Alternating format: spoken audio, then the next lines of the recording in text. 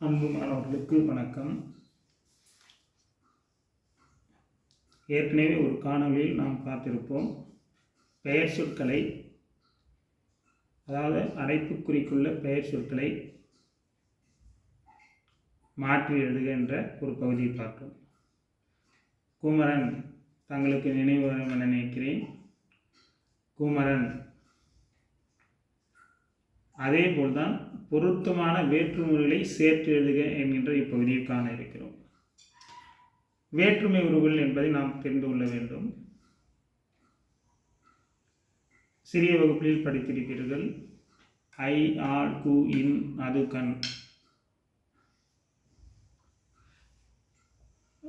பெயர் சொற்களை வேறுபடுத்தி காக்கின்ற ஒரு எழுத்துக்களை நாம் வேற்றுமை என பொதுவாக கூறலாம். அதற்கு ஆழ்ந்த பொருள் ஒன்று, அதை மேல் வகுப்பில் காண்பீர்கள். இங்கு நாம் எளிமையாக அறிந்து கொள்ளும் வகையிலே நாம் பார்ப்போம். இதில் ஒரு வார்த்தையை கொடுத்து விடுகிறார்கள். குமரன் வீடு பார்த்தேன் என்கின்ற ஒரு வாக்கியம் கொடுத்து விடுகிறார்கள். அதில் தொடர்பு அற்று இருப்பதையும் நாம் காணலாம். குமரன் வீடு பார்த்தேன். குமரனுக்கும் வீட்டிற்கும் வீடு என்கின்ற இந்த இரண்டு வார்த்தைகளுக்கும் எந்த தொடர்பும் இல்லாமல் இருப்பதை நாம் காணலாம். இங்கு வேற்றுமை உருவுகளை போன்ற சென்ற காணொளியில் ஒரு இடத்தில் மட்டுமே பெயர் சொற்களை மாற்றி எழுதுகின்ற ஒரு சூழல் இருக்கும். ஆனால் இங்கு ஒரு வாக்கியத்தில் 2 அல்லது 3 இடங்களில் கூட வேற்றுமை உருவுகளை சேர்க்கின்ற ஒரு சூழல் இருக்கும். இப்பொழுது இதில் குமரன் வீடு,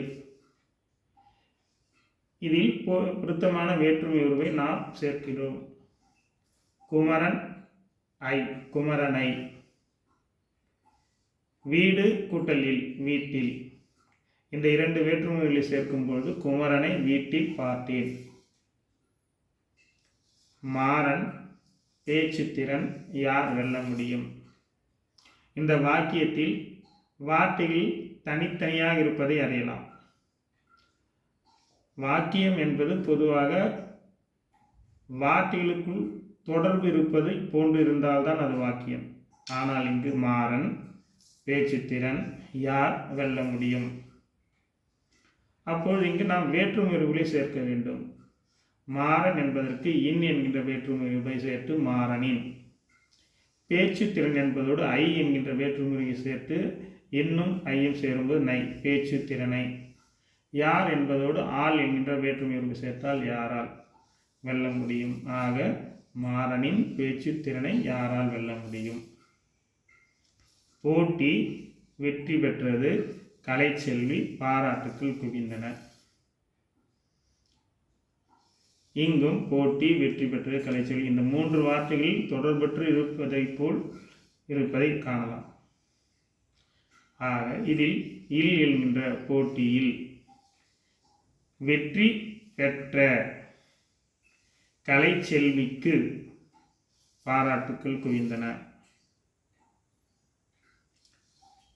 அடுத்து காலை எழுந்து படித்து நமக்கு நன்மை ஏற்படும்.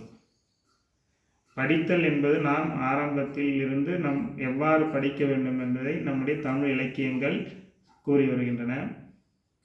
இளமையில்கள், காலை எழுந்தவுடன் படிப்பு போன்றவைகள் நம்முடைய படித்தல் செயல்பாடை சிறப்பாக செய்வதற்கான ஒரு சொற்றொடர்கள். இதில் காலை எழுந்து படித்து நமக்கு இவை தொடர்பற்று இருப்பதை தொடர்புபடுத்தும் வகையில் காலையில் இல்லை சேர்க்கிறோம். எழுந்து படித்தால் இங்கு ஆள் சேர்கிறது, நன்மை ஏற்படும் நமக்கு. அடுத்து அனைவர் அன்பு அழைத்தவன் துன்பம் தர யார் மனம் வரும்.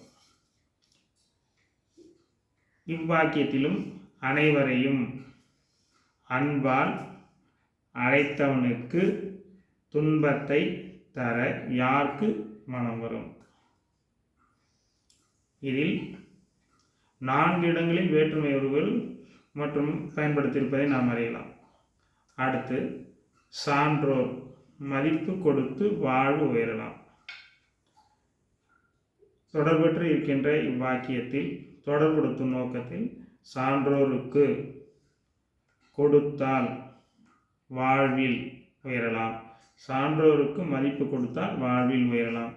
இவ்வாறு ஒரு வாக்கியத்தில் 2 அல்லது அதற்கு மேற்பட்ட வகையில் வேற்றுமை உருவுகள் சேர்ப்பதை போல் இருக்கின்ற இப்பகுதியை படித்து நல்ல மதிப்பெண் பெற வாழ்த்துகிறேன். நன்றி, வணக்கம்.